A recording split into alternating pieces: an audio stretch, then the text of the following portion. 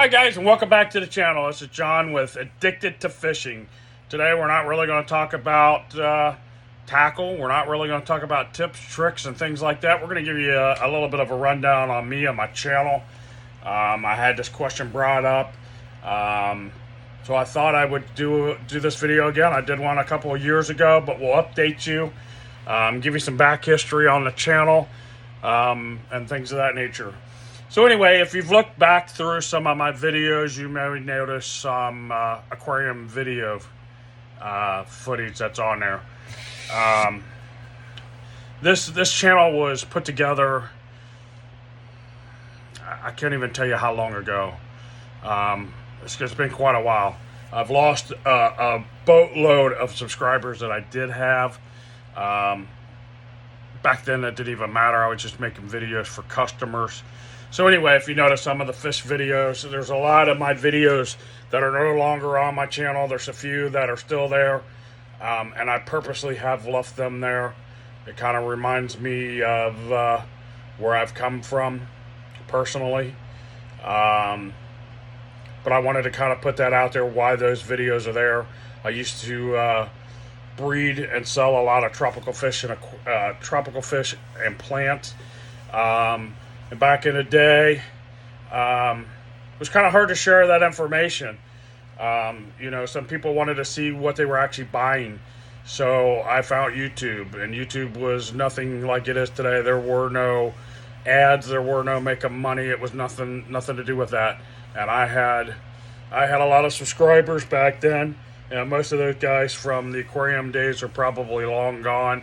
If any of you are still around and you're watching my fishing videos now, I appreciate you staying around. I know some of you guys have probably been around for 15 plus years, maybe even back as far as 20 years now. And a lot of those first videos are long gone. I lost my account, had to recover the account. And then I would, back then too, after a while, I would delete some of those videos. And it just showed, different groups of fish or different groups of plants that I was offering for sale, and I sent them out to people. I started to make another channel strictly for this fishing information that I'm giving, these tutorials, these videos, and I decided not to do that again. It helps me remind myself of where I came from, especially with YouTube. It shows some of my growth personally. Most of you guys don't ever understand that, and I don't expect you to. But that's just a little bit about why those videos are on that channel. Personally, myself, I'll tell you a little bit about myself. I live here in Cincinnati, Ohio. I used to do a lot of fishing out of a boat. Me and my dad used to travel the country. Did a lot of bass fishing. Along the way, we fished for crappie. We fished for just about anything. White bass, pike, muskie fishing, but primarily largemouth and smallmouth bass. Every once in a while, we'd get to a location that was loaded with spotted bass, and we'd do some spotted bass fishing. I've been out on a boat a few times with friends, fished a few tournaments along the way, fished out of John boats. I've done a lot of that over the years. I started fishing, and my earliest memories of fishing are I couldn't have been more than about 5 years old. I've seen pictures, and I don't really remember it, but I was in diapers fishing. I've got pictures of myself as a kid catching 30-pound blue cats and things along that line, some big bass stringers back in the day. Some of my fondest memories of bass fishing, probably out of all the places that I've gone fishing for smallmouth, and we caught a lot of healthy largemouth too, would have been the St. Lawrence River. I believe it was 1981, 1983, 81, 82, 83, somewhere in that area. So I was about 10 years old. We started going up to Clayton, New York on the St. Lawrence River. For those of you who don't know, the St. Lawrence River is also known as the St. Lawrence Seaway. It's a great river system that borders the U.S. and Canada. There's big freight liners that come in hauling in product from, from other countries into Lake Erie or different ports. So we got to see all those big freight liners. It was pretty cool. We stayed in the Clayton, New York area, and it's the Thousand Island region, which is kind of cool. I'm a big Thousand Island dressing eater, so I got to get some history on that.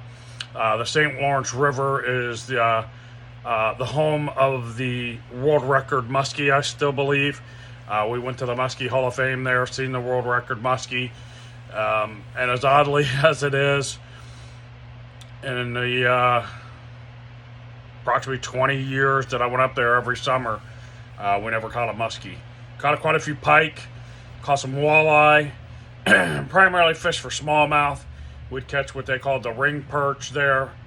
Caught rock bass, smallmouth bass, and caught some really nice largemouth. It was really where I was biting my teeth and getting a grit for driving a boat. We had a geez guys, I don't even know, probably 14 foot, 15 foot John boat with a little 35 horsepower motor on the back, trolling motor. Me and my dad would get out on that river and just tear it up, man. We'd go out and fish a bunch of the islands. And it's kind of a unique fishery. It really is probably one of my most favorite fisheries. And there's, outside of it being a great fishery, it's all the memories that I made there. The friends that I had there.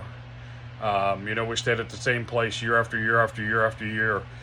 Places is great. It's still running today. Different family. The family that owned it, I'm not sure if I know the gentleman that owned it had passed away. I don't know if his wife had passed or if she just gave it up. The kids didn't want to run it, so there's a new family that runs it. Some of our friends have still gone up since then. It's on my must-have list. If I could go anywhere tomorrow and had a boat, and I would take a 15-foot John boat out there with a little 35 horsepower motor. And as long as I had a trolling motor, I know where to get on the fish up there. There's a lot of BASS tournaments up there now. The Elite Series goes up there, I think, every single season.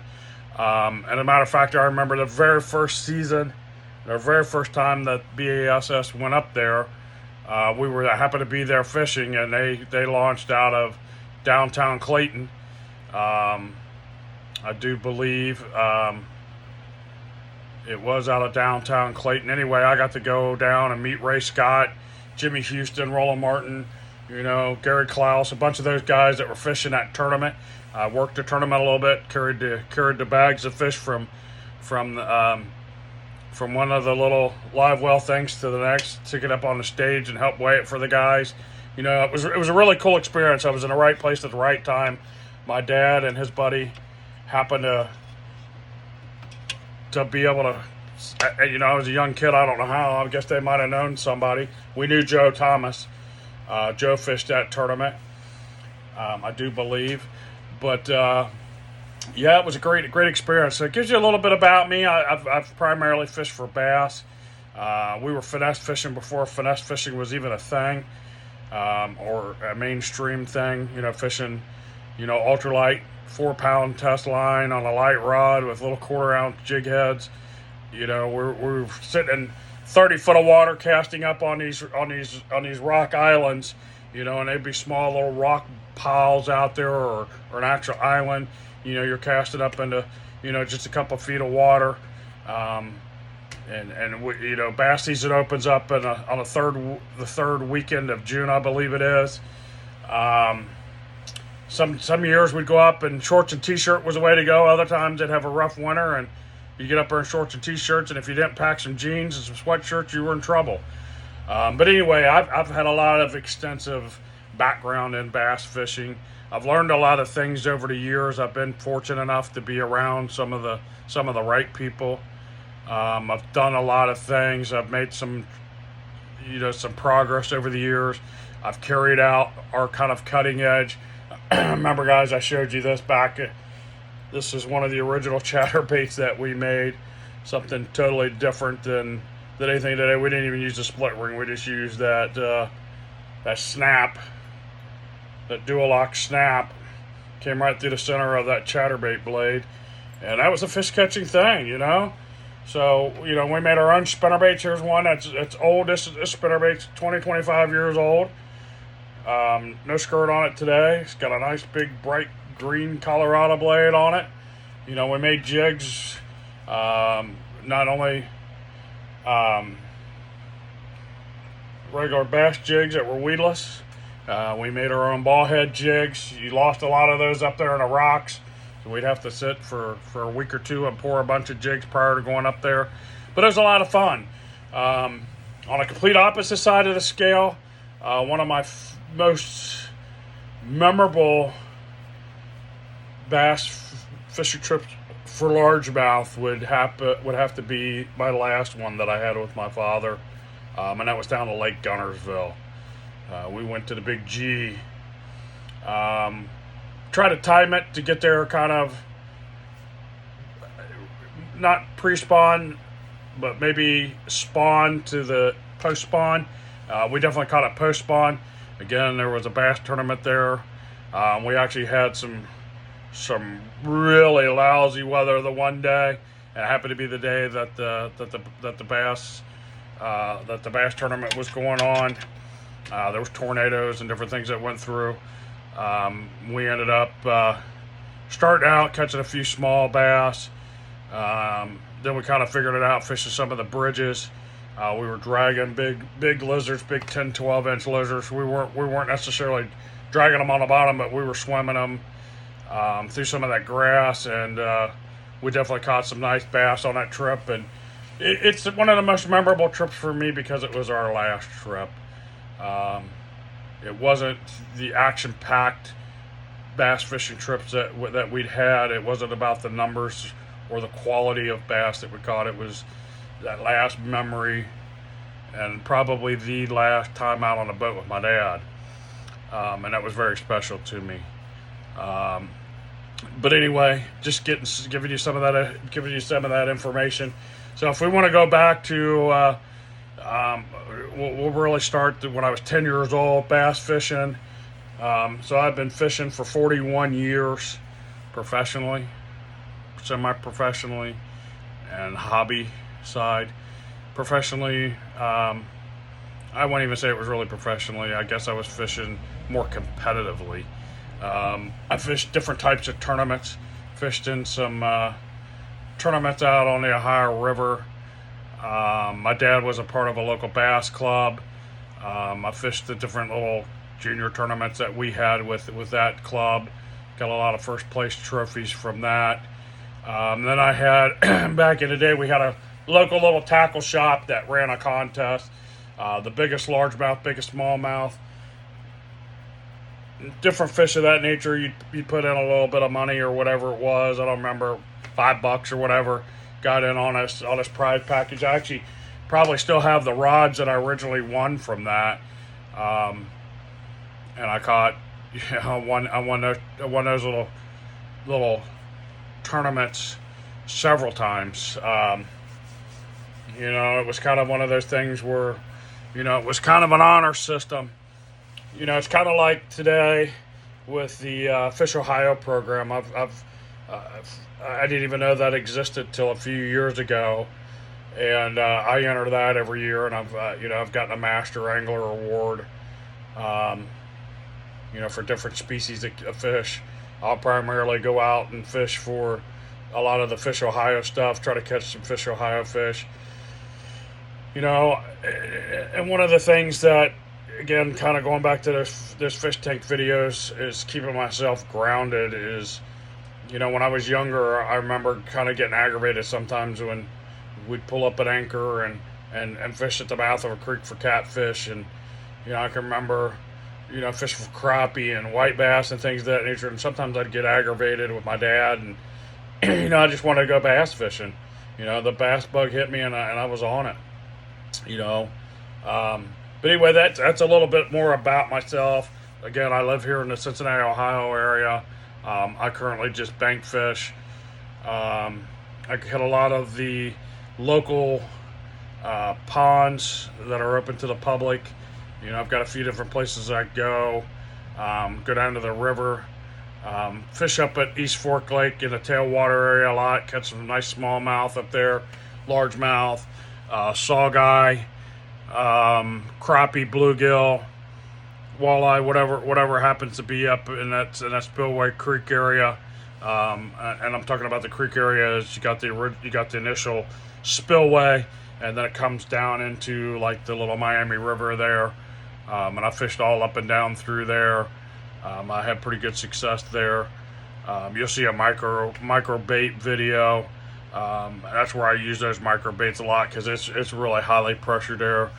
I still travel around a little bit in the greater Cincinnati area. Go down to the Whitewater River quite a bit if I know the striper are on or the white bass are running. I love to go down and get on those runs. Just go down there, and last time I was on the white bass run, it was right down almost at the mouth of the high river on the Miami. It's where I was actually fishing the last leg of the Whitewater before it met the Miami. And then it just is a couple miles past that to the Ohio River down in the Cleves area. And we got on the white bass down there, and they were coming up the river, and oh my goodness, we just flat wore them out. And that's one of the things that's changed over the time with my fishing career or personal fishing is I've learned to kind of appreciate all the different types of fishing. And that's what you kind of see here on this channel. We'll talk about crappie fishing. We'll talk about catfishing. We'll talk about bass fishing. I give you the tips and tricks. Now we're doing some lure making, some modifications. You can see the wall of rods, reels behind me. I've got tackle that I've retired that's been around forever. Rods and reels that I've had forever. You know, it's just kind of one of those things for me. It's been in my blood my entire life. I kind of stopped fishing for a couple of years, just trying to figure things out after my dad passed. Then I just went right back into it full storm and decided that, you know, this is what he taught me and this is what I know and this is what I love to do. It's my passion. So I try to share as much information as I can with you guys. I like to show you little hacks or tricks that have worked for me. I try to show you things that save you money. I like this lure making. You know, I'm building my own bladed jig / chatterbait. I'm building my own underspins. I'll be able to make my own. I am making my own swim bait heads. Out of that poison tail, I can make a swim bait head out of that if I want. The underspin mold, I'm gonna see if I can make that into some kind of swim bait head as well. Kind of give myself some options. Those they do carry a little bit of an extra cost up front, but the savings down the road are definitely worth it. I just got a few things that I buy, you know, primarily and I'm going to cover that all in a lure making video here real soon, guys. I'll show you everything from the lead pot to the lead that I buy to some of the molds that I'm having, some of that process. I've showed you guys a little bit about pouring some of that. I want to try to get into a little more detail about that and share some of that experience with you. You know, my goal here is to teach you a little something, show you something that you may not know. Most importantly, I hope to get you out on the water. I hope to save you some money. You know, especially today, in today's economy, a lot of things are, you know, inflation's taking over and it's kind of crippling us. I'm not the wealthiest guy in the world, but the wealth of knowledge that I have is priceless to me, and I don't mind sharing that with you guys. There are a lot of people out there that won't share all that. I won't necessarily share all my honey holes because some of those are just as crowded as can be, and if I start giving out, you know, everywhere that I'm fishing, you know, it just becomes that much more pressured. If you happen to be in a Cincinnati area and you want to get together sometime and go fishing, I usually don't record when I go fishing. I just go out, I'll take some pictures. I am on FishBrain. You can look me up on FishBrain. I don't recall right offhand what my handle is. It may be Addicted to Fishing there. I think I have that.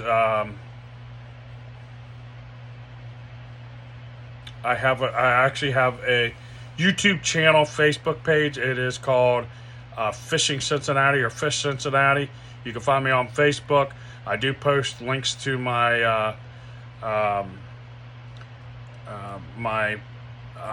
fish brain there. That's where you'll see a lot of my catches. It's generally me going out by myself. I don't want to invest a lot of money in different camera gear just to show you guys the fishing. There's 1,000 different ways to fish. I can show you what I'm doing here in the tackle room. It's not quite the same, but I can show you, the kind of cast and retrieve just with my own hand. Throwing out there, doing whatever. Trying to keep it real simple. Trying to do some things that other people aren't doing. Sharing the information a lot of people don't want to share. So anyway, stick around, guys. I've teased about it in the last couple of videos. We are going to have a giveaway coming up. It's not even for a certain level of subscribers. It's just me giving back to some of my loyal fans. If you happen to be local in Cincinnati and win that, we'll definitely meet up and I give you this little prize pack when I put it together. I'm not quite sure what I want to do with that yet, but I definitely want to put something together. Again, it's going to be some of my own homemade lures. This one's not the best one, but my poison tail chatterbait. I did have really good success over and over on the prototype that I made, and I've gone out. I've caught a lot of fish on it. One that I actually spent some time on. It's got the green pumpkin head. It's got a bluegill colored skirt on it, and I've been catching a lot of nice bass on it. Nothing huge yet, but I've only been throwing it up in the tailwater at East Fork, and I've caught quite a bunch of small largemouth on it. And I think I caught one about 10-inch crappie on it, believe it or not. So it definitely works. It's something that I feel confident about, but it's something that I don't want to sell, but I'd be happy to give that away. Same thing with my swim bait head. And I don't see one of my swim bait heads right off the top. Let me see if I've got one laying around here somewhere that I can show you. You've probably seen it in one of the other videos. Yep, here they are. I make them in a couple different sizes. Got a bunch of them. These are not perfect, but they're great for somebody that doesn't have tackle. This one happens to be the biggest size, with that Barbarian hook that I had to slightly modify the mold to. And then I got some of the smaller size. Great little swim bait hook, swim bait jig. So I'm thinking I'm going to put some of those together. Probably make up some fresh ones. Some that are not going to be for my personal collection. Some that I'll probably take a little bit more time. Bake that up. Bake the powder paint on. Use some good hooks. Probably won't have any trailers with the swim bait hooks. Probably won't have trailers on the chatterbait. I'll probably throw a skirt on them for you guys. I'll definitely have the blade. It'll definitely be ready to fish, minus a trailer and maybe a skirt. Same thing with the underspin. I'll probably hook that up with a blade. I fished that with both a skirt and a non-skirt. One of the things, real quick while I'm thinking about it, I think they're right here and easy to grab. I could make up some of the, just small chatterbait blades. I've got the standard chatterbait blade. I thought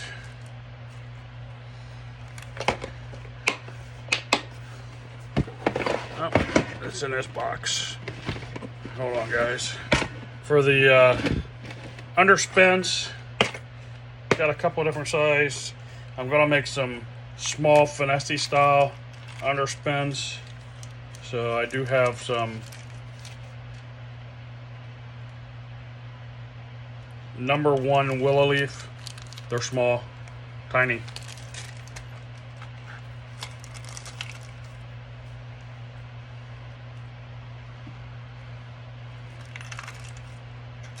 And up to some of the larger willow leaf. They will have a mustad hook, a nice blade, a ball bearing swivel, So look forward to that, guys. That'll keep you tuned in for a future video. Hit that notification bell if you haven't already done it. Smash that subscribe button. Smash that like button. And I hope to see you on the next one. And we're just going to keep on rolling these videos and keep you guys informed. Thanks, and have a great day.